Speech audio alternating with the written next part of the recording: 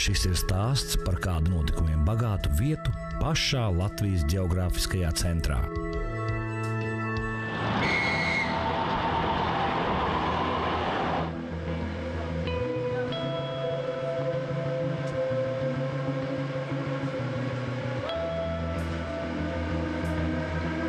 Lūk, mūsu varoņi.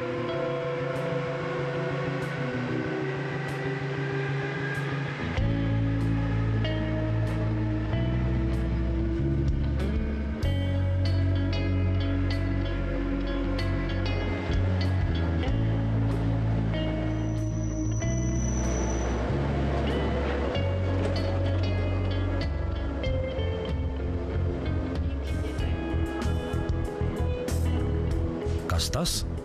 Ikšķile.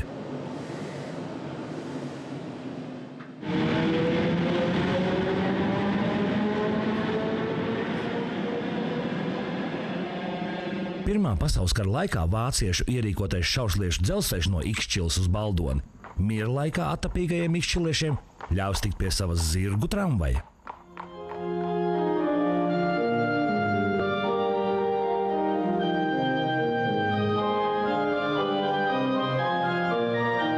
Arhitekta Paula Kundziņa projektēto baznīcu ikšķilieši uzcēla 1935. gadā. Pēc 70 gadiem atjaunota, tā joprojām piesaista skatus ar harmoniskajām formām un dod patvērumu izslāpušajām dvēselēm. Pirms vairāk kā 825 gadiem šeit ieradies vācu bīskaps Meinards, nesdams kristietību Daugavas lībiešiem. Būtībā te aizsākusies modernās Latvijas vēsture.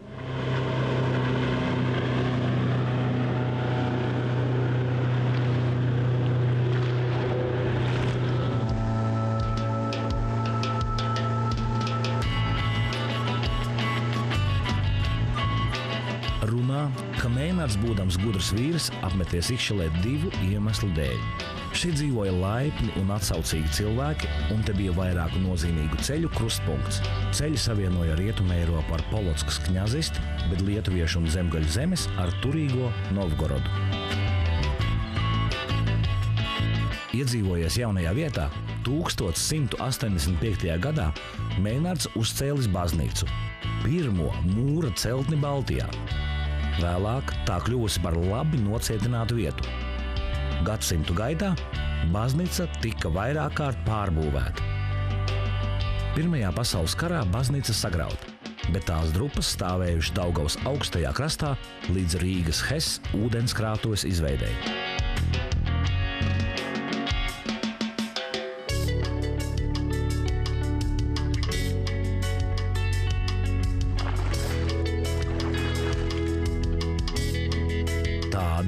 Šo vietu 18. gadsimta beigās ieraudzījis etnogrāfs un mākslinieks Johans Kristofs Broce. Ikšķile vēl nenojauš, kādus pārbaudījumus liktenis tai sagatavojas tuvā un tālā nākotnē.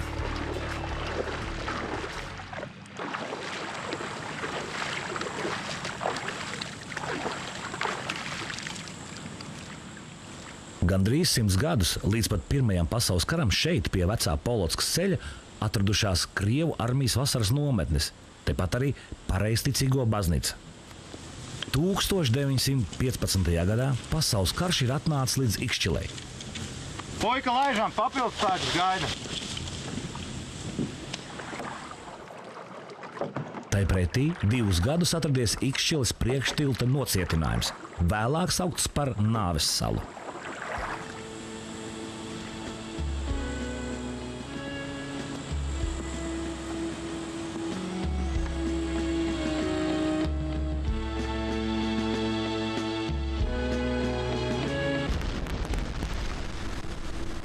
Pāri Daugavai izveidots tilts munīcijas piegādēji un ievainoto evakuācijai.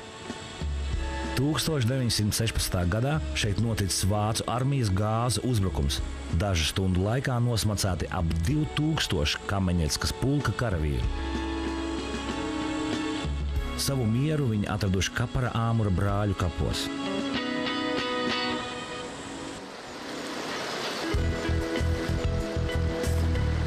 Bet kas notiek netālajā Tīnūžu muižā?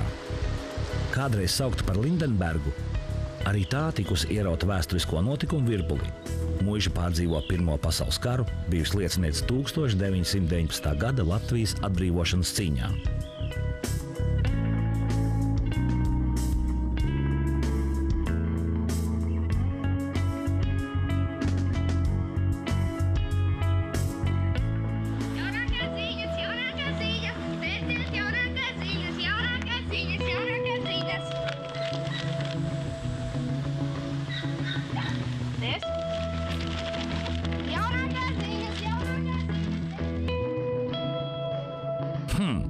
Kas tas? Meklē jaunkundze, melnbaltā kleitā, brauca uz Ikšķili. Lūdzu atsaukties nopietnos precību nolūkos. Mūsu varonim gan ir dūša. Latvijas brīvvalsts laiks. Ikšķilē sākusies ļoti aktīva sabiedriskā dzīve. Līdz ar citām biedrībām nodibināts pat savs aeroklubs. Ik gadus notikuši aviācijas svētki, kuros piedalījies arī pašu ikšķiliešu būvētais planieris Daugava.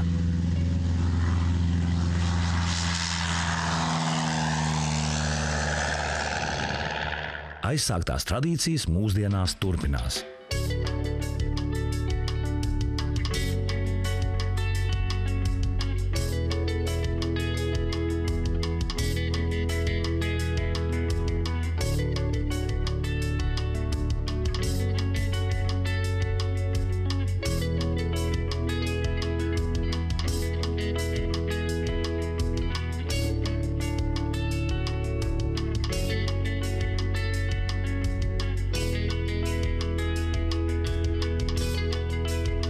Inteliģences veidošanās un aktīvā sabiedriskā dzīve uz visiem laikiem iezīmējas Ikšķiles garu.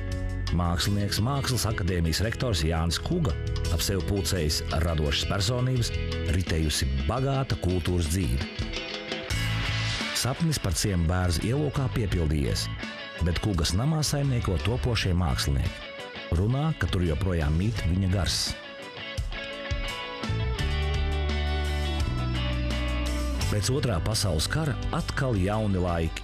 Lauku saimniecības apvienotas kolhozos. Tomēr Ikšķiles kā kūrorta, atpūtas vietas un dārzu pilsētas tēls turpinājis veidoties. Ikšķilieši vienmēr bijuši arī sportiski. Daiņa Brēmis un Aigara Kriķa bērnības ziemas prieki pašu būvētajā kamaniņu trasē aizveduši abus līdz pat olimpiskajām spēlēm.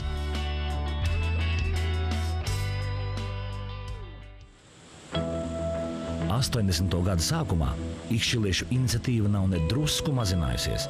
Ikšķilieši uzceļ sev skaisto brīvdabas estrādi. Estrāde atceras Latvijas pirmos publiskos Līgo svētkus 1981. gadā, atceras pirmās kultūras fonda kopas un pirmās Latvijas Tautas frontes atbalsta grupas dibināšanu. Mainās varas, iet laiks, bet pilsētas gars paliek nemainīgs.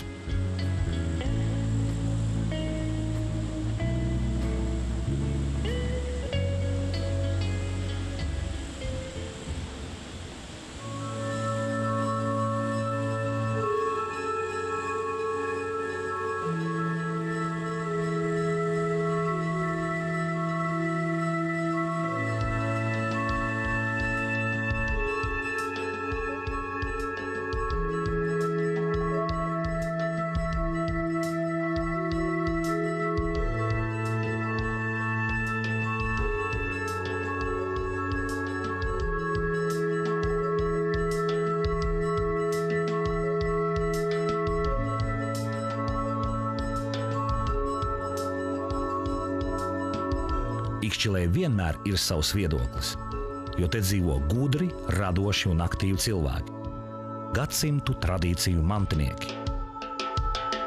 Atbrauciet, paši redzēsiet!